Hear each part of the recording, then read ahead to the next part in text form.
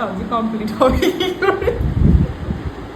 অনেক দিন পর আমি ভিডিও আপলোড করছি। প্রথমেই জানাই তোমাদের সবাইকে পয়লা বৈশাখের অনেক অনেক ভালোবাসা, শুভেচ্ছা ও শুভকামনা। এটি হলো বৈশাখ মাসের প্রথম ব্রাইডাল ডেট, 18ই এপ্রিল। তোমরা সবাই জানো কতটা পরিমাণে রাশ ডেট একটা। হেয়ার স্টাইল সামনে একটু লাইনস হবে, হ্যাঁ বলেছিলাম। আর আই মেকআপও আমার একটা ফটো আছে, করে দেবে একটু। আর স্কিন টোন অনুযায়ী করবে, বেশি ফেয়ার লাগবে না না না, এক সেট আপ করি, একটা সেট আপ যেমন ভালো লাগবে। তোমরা এখানে দেখতে পাবে ব্রাইডকে কতবার উঠিয়ে নিয়ে চলে যাওয়া হয়েছে। শুধুমাত্র শাড়িটা পরানো হয়েছিল, এখানে উঠিয়ে নিয়ে চলে গেছে। তাই আর কি চারিদিকে ডেকোরেশনটা একটু আমি ক্লিপ নিয়ে নিচ্ছিলাম ছোট ছোট করে। ওর জোড়া ভুরুটা খুব একটা ভালো লাগতো না মেকআপের পরে, তাই বললাম তুলে নাও, তো তুলে নিচ্ছিল। লেন্স পরার পরে ও আবার চলে যাবে। দুটোই টাইম দিয়েছিল, এখন 4টে বাজে, শুধু শাড়িটা পরানো হয়েছে, ব্রাইডকে নিয়ে চলে গেছে। কখন আসবে ব্রাইড আমি জানি না, আর 6টার মধ্যে আমার আবার রেডি চাই, তো এখনও আসেনি, কখন আসবে আমি তাও জানি না। ব্রাইড চলে আসার পরে সুন্দরভাবে ওর স্কিনটাকে প্রেপ করে নিচ্ছিলাম। কমপ্লিট হবে কি করে।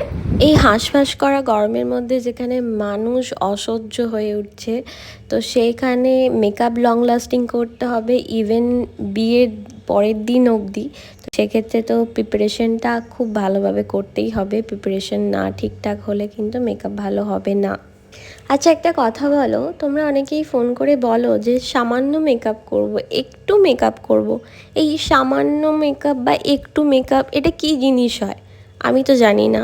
আমি কোনোদিন শিখিও নি, বুঝিও নি, কারো থেকে আমি জানতেও পারিনি যে একটু মেকআপটা কী জিনিস।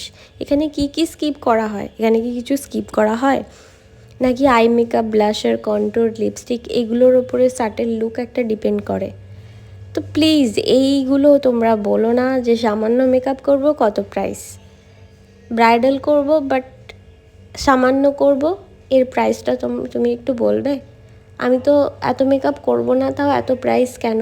প্লিজ এই ধরনের কথাবার্তাগুলো বলো না, এগুলো শুনতে মোটেও ভালো লাগে না। কারণ সামান্য মেকআপের স্কিন প্রিপারেশন বা মেকআপ হয়ে যাওয়ার পরে বা মেকআপে যা যা ইউজ হয়, বেশি বেশি মেকআপে সেগুলোই ইউজ করা হয়ে থাকে।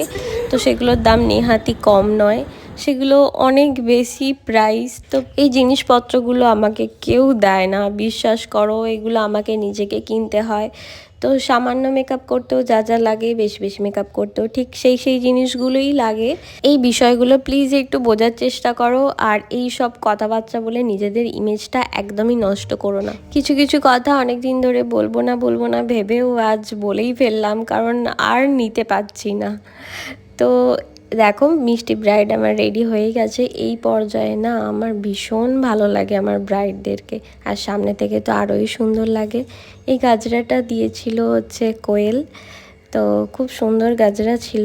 আচ্ছা একটা কথা বলো তো, মুকুটটা এরকমভাবে দিয়ে ভালো লাগছে নাকি একটু পিছনের দিকে দিয়ে, মানে হাইটটা আমার মনে হচ্ছিল যে অনেকটা বেশি, তো তাই একটু পিছনের দিকে দিয়ে দিয়েছিলাম যাতে দিদিভাইয়ের ফেসটা এমনি লম্বা, আরও লম্বা না লাগে। ফোনের থেকে সামনে কিন্তু দিদিভাইকে অনেক বেশি মিষ্টি লাগছিল, কারণ রুমের লাইটটা সামহাও আমি জানি না রুমের কালারের জন্য বা কিছুর জন্য একটু ইয়েলো লাগছিল। আই মেকআপ তো অসাধারণ, বলার কিছু নেই, প্রথম থেকে বলছি আই মেকআপ আমার খুব পছন্দ হয়েছে। বেসও ঠিক আছে, হেয়ার স্টাইলও লাইন্সটা তো করার সময় হলো না। হ্যাঁ আর অল ওভার লুক ভালো ভালো লেগেছে, দেখেছো তো? দেখতেও খুব ভালো লাগছে। তোমাকে নিজেকে ভালো লাগছে? চিনতে পারছি না নিজেকে, খুব সুন্দর হয়েছে। তোমরা সবাই জানিও লুকটা তোমাদের কীরকম লাগলো, আর প্লিজ একটু ফলো আর শেয়ার করে দিও যাতে আমি সবার কাছে পৌঁছতে পারি, কাজগুলো যাতে আরও অনেক মানুষের কাছে পৌঁছতে পারে। কষ্ট করে কাজ করার পরে এত সুন্দর সুন্দর রিভিউ পেলে মনে হয় যেন সব কিছু পেয়ে গেছি। তো আজকের মতো টাটা।